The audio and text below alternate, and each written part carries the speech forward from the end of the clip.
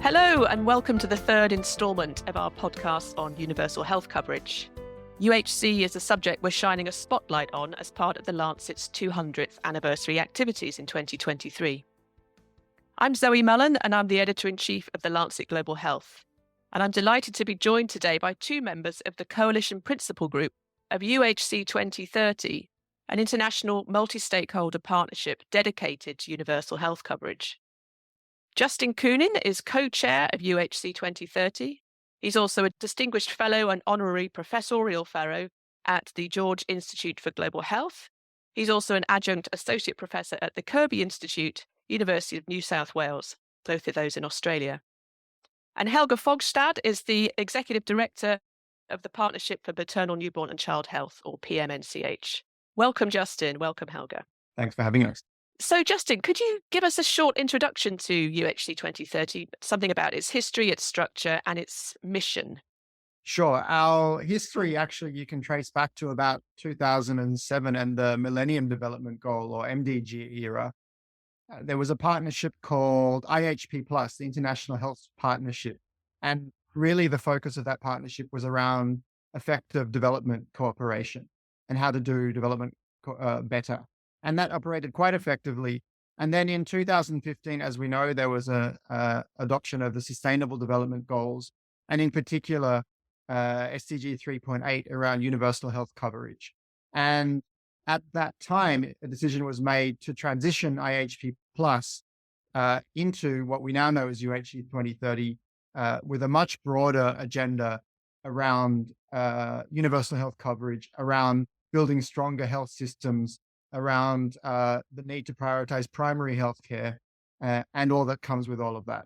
So that is the history and how it came into being. UHC 2030, as it stands today, is a multi-stakeholder partnership. We intentionally we try and get everyone from all the different sectors around the table. So we have a steering committee that governs us, and that steering committee comprises member states, 9, 3 high income, 3 middle income, 3 low income, civil society organizations, the private sector, philanthropic foundations, multilaterals, including our hosts, WHO, the World Bank and OECD, but others as well.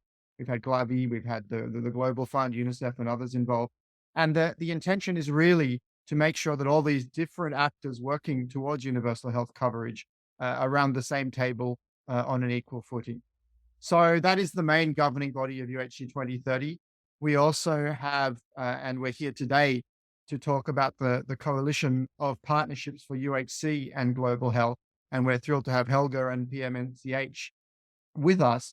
The point of that partnership is to bring together all of those partnerships and organizations which have stakes in UN processes. So PMNCH, we have UNAIDS, we have Stop TB, we have the NCD Alliance. And so that also, it's not the governing body of UHC 2030, but it's one of our key initiatives. We have political advisory panel at the moment chaired by Maria Fernanda Espinosa, who was president of the UN General Assembly at the time of the UHC high-level meeting in 2019. And the role of that advisory panel is to provide high-level political advice to the movement. So it's this constellation of structures. We have our own civil society engagement mechanism with its own secretariat, which currently numbers about 1,000 organizations in 100 countries. But the constellation is united by the desire to see progress on strengthening health systems for universal health coverage, and it must be said for health security, with a focus on primary healthcare. Great. So you queued up Helga nicely there. So Helga, PMNCH is working with UHC 2030 through this partnership for UHC and the Global Health Coalition. So what does that relationship actually look like in practice? Well, UHC has always been important for PMNCH because we used to say before during the MDGs, and we should continue saying it, that maternal mortality is a litmus test for a functioning health system. And in fact, it needs to be focused in that way. So, Zoe, if you take the population, women, children, adolescents, it is somewhere between 65 to 75% of the population. So it's not like one niche of a very small population. We're really interested in strengthening health systems, but we're interested in strengthening health systems that deliver for women, children, and adults. And if you do not make that explicit, that does not happen. I mean, today, 270 million women still lack access to modern family planning. 5.6 million abortions each year happen among adolescent girls, and nearly 4 million of them are unsafe. So we are still talking a little bit about, this being a critical issue, and we're sliding back. The gains made in MDG, they're not there in right now, and that's because of COVID. That's because of conflict. That's because of the climate change. We have 10.5 million children that lost a parent or caregiver to COVID. So this is the time that we need to all come together as just in a saying, but pay attention to women, children, and adolescents, because if you don't make it explicit, it doesn't become visible, and it doesn't get prioritized at all. Thank you, Helga. It is important this year, and Justin, the UHC 2030 launched a UHC action agenda this year. So can you tell us something about that process and briefly take us through the 8 action areas? Sure. And to explain what the action agenda is and why it's important, let me backtrack a bit and say that as your listeners probably know, there's a high-level meeting on universal health coverage at the General Assembly this year, 2023, just as there was in 2019. And for these high-level meetings, the UN General Assembly produces what's called a modalities resolution, which explains how the meeting will be conducted. And in 2023, for this year, just as it was in 2019, UHC 2030 was named as sort of the formal partnership to coordinate input towards the high-level meeting. And for that reason, so UHC 2030 has this formal role. And in 2019, what we did is develop, through an extensive series of consultations, what we call the key ask for the UHC movement. And they were submitted to the President of the General Assembly and formed a sort of a key basis for what's known as the zero draft of the political declaration that then gets negotiated by member states. So we're doing the same thing again in 2023, and this comes to the role and the content of the UHC action agenda. We conducted in the first part of this year an inclusive, a multi-stakeholder consultation through all of our UHC 2030 constituencies, all of the ones that I mentioned previously, as well as a public consultation, which gathered about 800 responses from over 100 countries. And the idea was to update the key ask for the UHC movement in light of what we've learned, given our extensive experience, good and bad, difficult and revelatory as a result of COVID-19. And what we've come up with 8, as you said, 8 key action areas. And I won't go through them in great detail, but just to mention what the broad high-level areas are. And then, of course, under these, there are specific milestones in much more detail. But number 1 is around championing political leadership of universal health coverage, because what we realized, if we didn't know it before COVID, was that political leadership at the highest level is critical for progress. The second action area is around leaving no one behind. So this is the equity dimension, making sure that the most vulnerable people are prioritized. There's an action area, the third one, on enabling laws and regulations, because the legal environment is, of course, critical to progress in these issues. There's an action area on the health and care workforce. We've seen how critical having highly trained, well-paid healthcare workers has been during COVID. So there's an action area on strengthening the health and care workforce to deliver quality care. Number 5, the 5th action area is around, we call it invest more, invest better, because of course you can't make progress in health unless governments invest money in health. And we know that domestic resource mobilization is the core of that progress. And we have to do it better. We have to invest more efficiently. So that's number 5, around financing. Number 6 is around moving together towards universal health coverage. And this is really the multi-stakeholder aspect.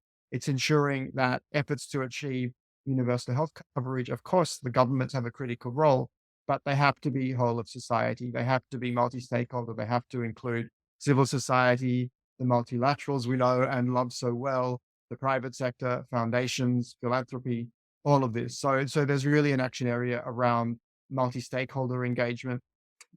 What we saw as critical in 2019, again throughout the pandemic, and again terrific to have Helga and PMNCH here, was the critical importance of ensuring gender equality in health. We know, and Helga knows this better than anyone, but the 70% of the world's healthcare workforce is female, but something like 20%, maybe a quarter in leadership position. So we really need to, and not just in the workforce, but of course in service provision, need to ensure gender equality. That's the 7th action area. And then the 8th, the final one, is making this critical link between universal health coverage and health security. We've had so much focus on pandemic preparedness, and as appropriate over the last few years, but you can't be prepared for future health emergencies unless you have strong, well-functioning health systems. So it's about making those connections. So those are the 8 action areas. And the idea is that we provide a coherent and consistent approach to UHC advocacy, which will inform negotiations and deliberations at the high-level meeting in September this year in New York. But also there are many other processes that are happening this year and beyond. There's in fact not one, but 3 high-level meetings, also one on pandemic preparedness and one on TB. There's also the G7 in Japan. There's also the G20 in India. And there are pandemic accord negotiations and many others. So the idea is that the action agenda informs all of these.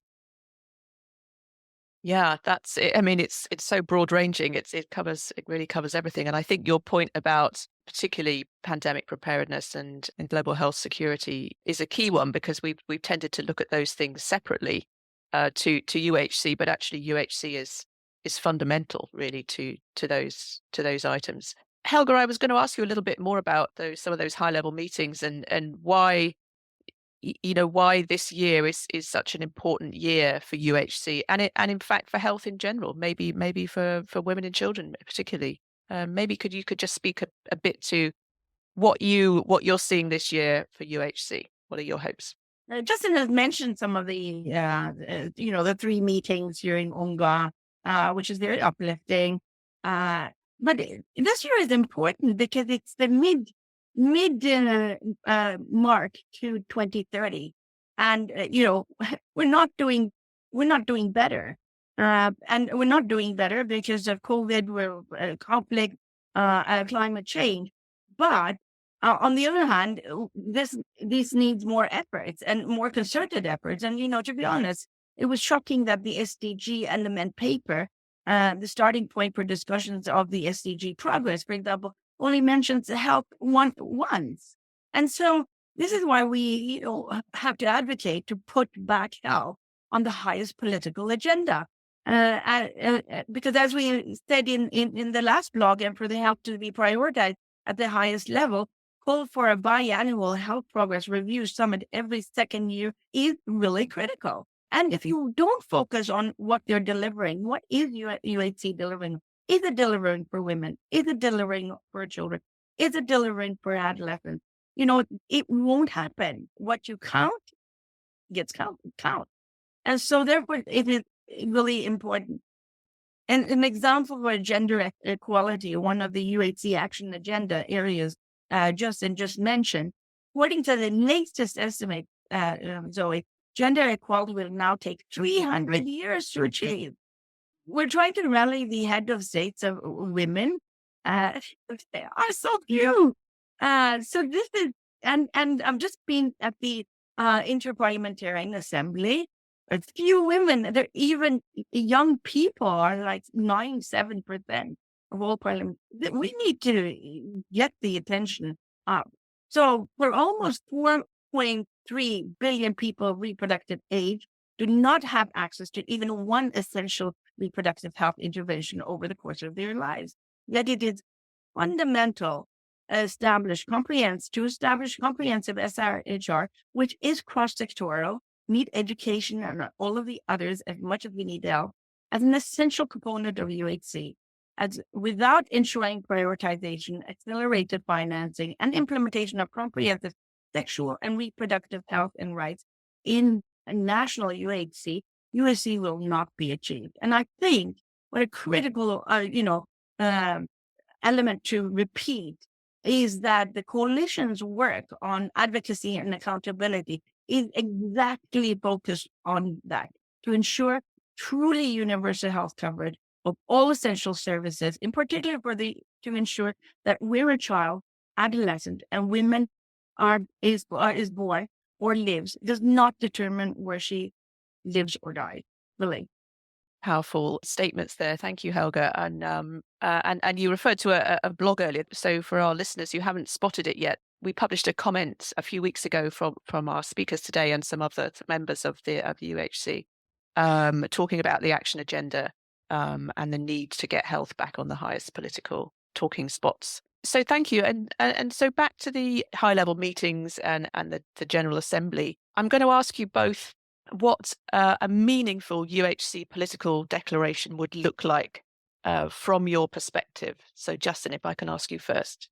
Thanks. I would say 3 elements to a meaningful political declaration. But before I give those, one other thing I think we have to think about is who's actually giving the declaration. And by that, I mean, we really need to be keeping health on the highest political agenda.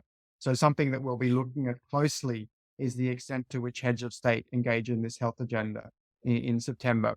Because what we've seen, again, we knew it before, but especially during COVID, is you can't always solve health problems simply within the health ministry. Critical as the health ministry is, you need to look across government. And for that, you need head of state involvement. So that will be the first yardstick. Who turns up, and can we get the really highest level political engagement in the health agenda? In terms of the declaration itself, I would say 3 things.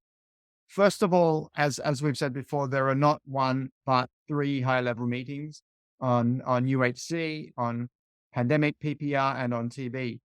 And it's critical that these are aligned and that we strengthen synergies between different health-related SDGs. What we don't want through this high-level meeting on UHC, or all of the high-level meetings happening in September this year, is fragmentation of the health system.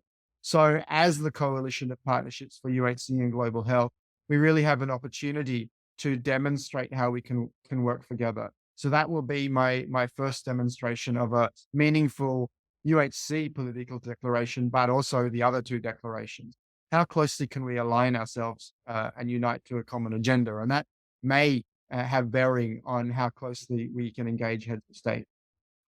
The second key element that we'd love to see, and Helga's already mentioned it, is that the declaration should call for health progress review summits, ideally every 2 years. That can be discussed at UN General Assemblies in 2025, 2027, 2029, and so on. Because again, it's critical that we reduce fragmentation in global health, and we completely accept that there may be times where specific health issues need to be discussed. I'm an HIV advocate, and I know that too well. But it's critical that we see health in Globo as one agenda moving forward. So we want to see a specific call for these health progress review summits. And then the third critical element of a meaningful UHC political declaration, I think, is that we move from, I would call it, aspiration to implementation or action. The 2019 declaration on UHC was a terrific achievement and the most comprehensive declaration in our history, really, on health at the global level. But what we need to do now is to move from the commitment that was espoused in that declaration to action. So we need the declaration to be sufficiently concrete to be implementable and sufficiently concise to be implementable. There's a tendency when you talk about something as broad as UHC to try and cram everything in it, to have a sort of Christmas tree of health. And that might look pretty, but it's not particularly useful. So we need something concrete, concise, and enactable.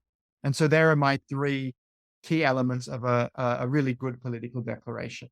Aligned with the other 2 political declarations, calling for these health progress review summits, and concise, concrete, and implemented. Brilliant. Thank you. Helga, what would your ideal political declaration look like? I think it would be, first I hope it gets the consensus achieved to it, but I do think it's one that addresses inequity, then is explicit about focusing on women, children, and adolescents. Because if you don't do that, then it does not get addressed. We have seen that far too often. So that would be really priority one. Priority two would be to look at financing. I think that there are too many competing financing priorities within health and without. And I do think one needs to rethink financing on global health and beyond. So really that's an important thing. Could be one for a future podcast. The other thing is adolescents. Adolescents, we have not known enough. And we have gathered evidence, and that is showing remarkable need to address that urgently. So I do think that the 1.8 campaign and the addressing of adolescents and their needs, which are, you address them very differently than adults and children, and that needs special attention. And so I would really be very pleased if that received more focus, and we would be very pleased to really team up with you on a future podcast on that, because that we have now evidence there that we didn't have before, and that needs to be made very visible. So those are really the three things from our side. Thank you. Thank you very much. So yeah, I like those two. And actually, we do have a podcast on UHC financing that we recorded already. So if any listeners would like to go back and listen to that one, I would encourage you to do so. But I think that's all we have time for today. I would like to thank both of our speakers today, Justin Koonin and Helga Fogstad from UHC 2030, for explaining really what UHC 2030 is all about. I think you did that very clearly. I think it's an amazingly powerful organisation, and I really hope that we do see some heads of state showing up at the high-level meeting, and we get some joined-up thinking, and we do include the most vulnerable, the women, the children, the adolescents, in these declarations. Thanks, Ira. Thank you very much. Thank you very much once again, and we'll say goodbye for now.